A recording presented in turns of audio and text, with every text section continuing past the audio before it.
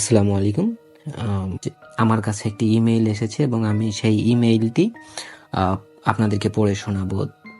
ইমেইলটি পাঠিয়েছেন, সঙ্গত কারণে তিনি তার নামটা গোপন রেখেছেন এবং আমি তার মতো করেই পড়ার চেষ্টা করব। শুরুতেই তিনি লিখেছেন, আসসালামু আলাইকুম, এবং এই ঘটনাটি আমার সঙ্গে ঘটে যাওয়া একটি সে সময় সবার কাছে স্মার্টফোন ছিল না, যাদের কাছে ছিল গুটি কয়েক, তাও ছিল বাটন ফোন। এবং সঙ্গত কারণে আমার কাছে একটি বাটন ফোন এসেছিল এবং সেটি আমার বাবা আমাকে গিফট করেছিলেন। হঠাৎ একদিন স্কুল থেকে ফিরে দেখতে পেলাম আমার ফোনে একটি মিস কল। নাম্বারটা স্বভাবতই অচেনা। কৌতূহলবশত আমি কল ব্যাক করে বসলাম। ফোনের অপর প্রান্ত থেকে খুব শীতল একটি কণ্ঠ ভেসে আসলো, হ্যালো। আমি তাকে চিনি না। কৌতূহলবশত জিজ্ঞেস করলাম, কে আপনি? সে পাশ থেকে উত্তর দিল যে আপনি আমাকে চিনবেন না, কিন্তু আমি আপনাকে চিনি। আমি অবাক হয়ে রইলাম কয়েক সেকেন্ড। তাকে জিজ্ঞেস করলাম, আপনি আমাকে কিভাবে চেনেন? এভাবেই কথা চলল কিছুক্ষণ। তারপর সেদিনের মতো কথা বলা শেষ। ফোন রেখে আমি ঘুমোতে গেলাম। পরের দিন ঠিক একই সময়ে এসে দেখি একটি মিস কল। সেই নাম্বার। আবার কল ব্যাক করলাম। তারপর সেই চেনা কণ্ঠ আমাকে বলল, কেমন আছেন? স্বভাবতই সেদিন কথা শেষ করে তার পরের দিনও একই সময়ে একই নাম্বার থেকে একই কণ্ঠে আমার সঙ্গে কথা হলো। বলে রাখা ভালো, তার সঙ্গে এভাবে কথা বলতে বলতে কিছুদিন পরে আমাদের একটা সম্পর্কে জড়িয়ে গেলাম আমরা। তার সঙ্গে আমার প্রতিনিয়তই কথা হতো। সে ঢাকার কোনো একটা এলাকায় বাস করত এবং সে আমাকে জানিয়েছিল তার দুঃসম্পর্কে একজন আন্টির বাসা আমার গ্রামের পাশের গ্রামেই। হঠাৎ একদিন সে আমাকে ফোন দিয়ে বলল, আমরা পরিবার সহ সেই আন্টির বাসায় আসছি, তুমি চাইলে আমার সঙ্গে দেখা করতে পারো।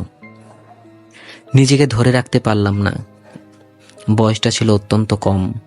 ভিতরে আবেগ এবং কৌতূহলবশত জানার চেষ্টা করছি আসলেই সে কে।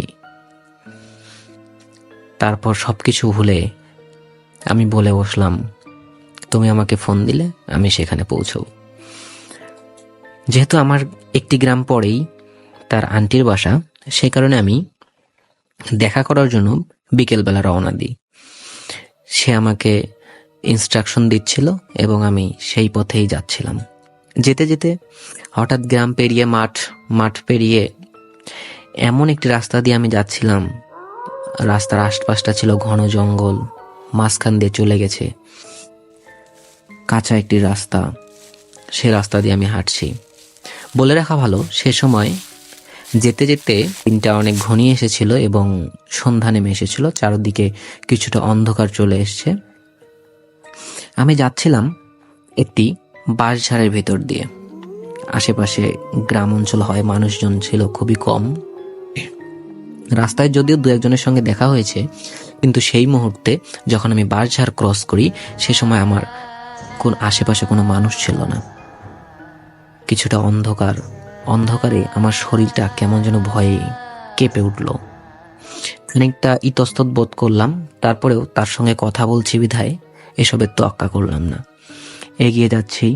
যেতে যেতে পাশে খেয়াল করলাম ইঁদুর দৌড়ানোর মতো একটি শব্দ। কিছুটা মনে হচ্ছে আমার পিছন দিয়ে কোনো মোড়ক চলে যাচ্ছে, এরকম কিছু খড়কুটোর শব্দ আমি পেলাম। এসবের তোয়াক্কা না করেই আমি এগিয়ে যাচ্ছিলাম। যেতে যেতে একটি মাঠে চলে গেলাম। আপনাদেরকে বলে রাখি, আমি আসলে বুঝতে পারিনি সে সময় যে এটা মাঠ ছিল নাকি কোনো এলাকা, কারণ তখন অন্ধকার নেমে এসেছিল।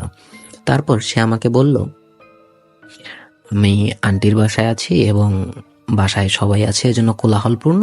আমি তো বাসায় তোমার সঙ্গে দেখা করতে পারবো না, তুমি এই জায়গাটায় আসো, আমি ওই জায়গায় তোমার সঙ্গে দেখা করব। ভিতরে কৌতূহল নিয়ে আমি এগিয়ে গেলাম এবং সে আমাকে যেই ঠিকানা দিয়েছিল সেখানে পৌঁছালাম। পৌঁছে আবার তাকে ফোন দেওয়ায় সে বলল, তোমার সামনে কি তুমি বড় একটি গাছ দেখতে পাচ্ছ? আমি জানলাম, হ্যাঁ দেখতে পাচ্ছি। তারপর সে আমাকে বলল, ঠিক আছে, আমি গাছের পাশেই আছি, তুমি পাশে চলে আসো।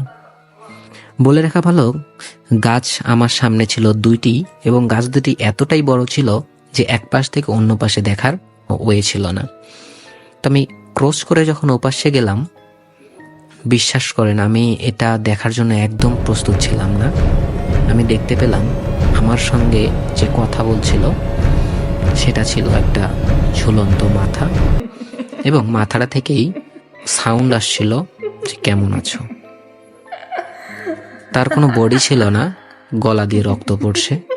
দৃশ্যটা দেখার সঙ্গে সঙ্গেই আমি আর নিজেকে ধরে রাখতে পারলাম না, একটা চিৎকার দিয়ে আমি সেখানে সেন্সলেস হয়ে গেলাম। আমার জ্ঞান ফেরার পর আমি দেখতে পেলাম আমার পাশে অনেক মানুষ।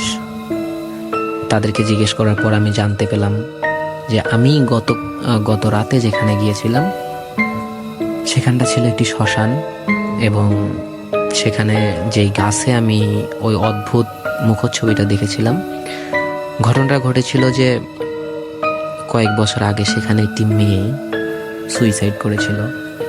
সে তার বয়ফ্রেন্ডের সঙ্গে এইভাবেই কথা বলতো, স্বভাবতই তার বয়ফ্রেন্ডের সঙ্গে তার ঝগড়া হওয়ার কারণে সেখানে সুইসাইড করে ফেলে।